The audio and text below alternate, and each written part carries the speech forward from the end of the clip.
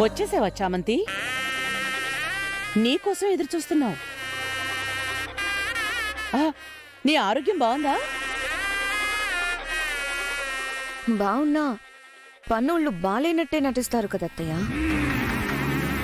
నాకు నటన రాదులేండి, అందుకే మోసపోతూనే ఉన్నా.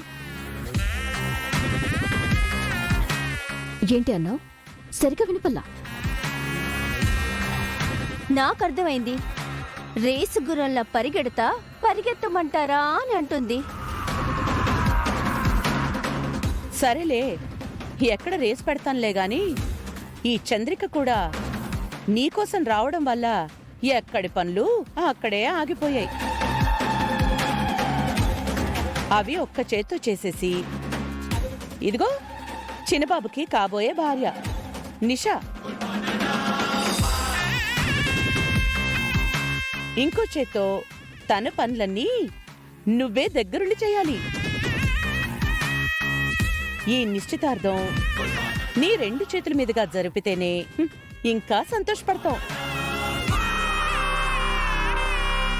వదినా, నువ్వు సంతోషపడతానని అంటున్నావు, ఆ మొహంలో అసలు సంతోషమే లేదుగా. కొన్ని మొహాలు ఇలానే ఉంటాయమ్మా. ఓ, ఫేస్ డిఫెక్టా?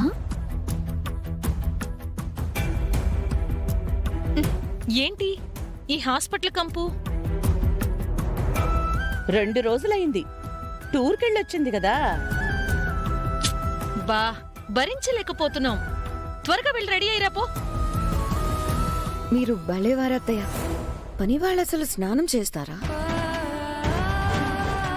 వాళ్ళకి ఫంక్షన్ అయితే ఏంటి, పండుగ అయితే ఏంటి? కంపు ఏంటి, ఏం మాట్లాడట్లేదు? పని వాళ్ళం కదండి, వినడమే కదా మా పని.